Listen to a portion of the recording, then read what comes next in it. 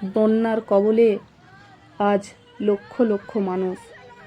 বাংলাদেশের ফেনী, কুমিল্লা, নোয়াখালী জেলায় ভয়াবহ বন্যা পরিস্থিতি তৈরি হয়েছে। ঘরছাড়া হয়েছেন আজ কত লক্ষ মানুষ। সমস্ত কৃষি জমিও আজ জলের তলায় তলিয়ে গেছে। কত মানুষ তাদের প্রিয়জনদের হারিয়েছেন।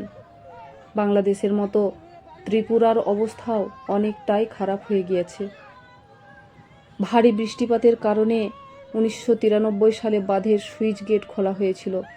তবে সে সময়ের তুলনায় এবার বন্যা পরিস্থিতি অনেকটা বিস্তৃত। বাঁধ ভেঙে পরিস্থিতি আরও ভয়াবহ হতে পারত বলে জানিয়েছেন কর্তৃপক্ষ। ভারতের পররাষ্ট্র মন্ত্রণালয় একটি বিজ্ঞপ্তিতে বলেছেন, ভারতের ত্রিপুরা গোমতী নদীর বাঁধ খুলে দেওয়ায় বন্যা তৈরি হয়নি। এই অঞ্চলে স্বাভাবিকের চেয়ে অনেক বেশি বৃষ্টিপাতের কারণেই বন্যা হয়েছে। তবে অনেকেই ভারতের ঐতিহাসিক আর রাজনৈতিক প্রতিহিংসার বহিঃপ্রকাশ হিসাবে দেখছে। এই বন্যা নিয়ে ভারতের বিরুদ্ধে যে হারে মিথ্যা ছড়াচ্ছে তা খুবই ভয়াবহ। ভারতের জল আসার কারণেই কেন বারবার বন্যা হয়? আবহাওয়াবিদরা বলছেন, ভারতের ত্রিপুরা আর বাংলাদেশের উপর 4টি বিশেষ আবহাওয়া পরিস্থিতি তৈরি হওয়ার কারণে রেকর্ড পরিমাণ বৃষ্টিপাত হয়েছে। এল নিনো, মেডেন জুলিয়ান দোলন, জেট স্ট্রিম, মৌসুমি লঘুচাপ, এই 4টির প্রত্যেকটি আলাদা আলাদাভাবে প্রচুর পরিমাণ বৃষ্টি ঘটানোর জন্য যথেষ্ট। আর এই জন্যই ত্রিপুরা আর বাংলাদেশে রেকর্ড পরিমাণ বৃষ্টি আর বন্যা হয়েছে।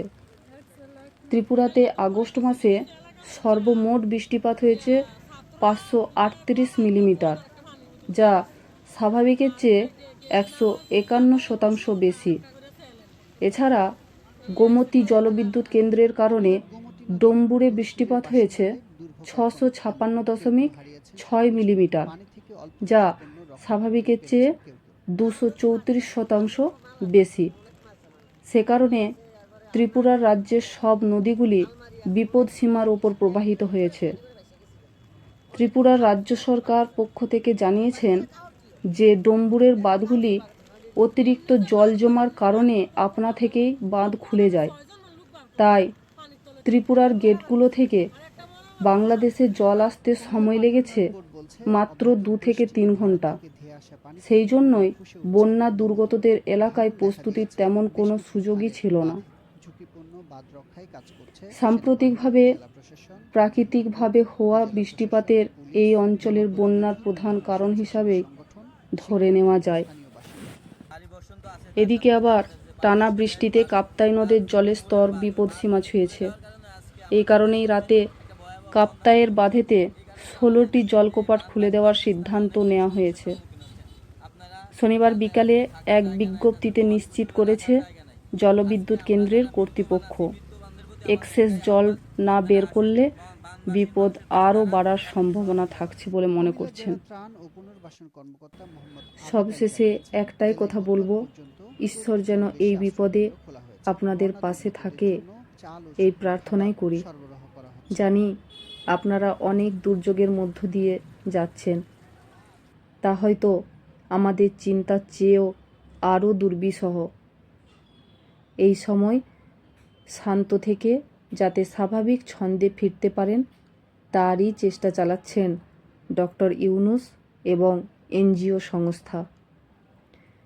নিরাপদে থাকুন। আর যারা প্রিয়জন হারিয়েছেন, আপনাদেরকে সান্ত্বনা দেবার ভাষা আমার নেই।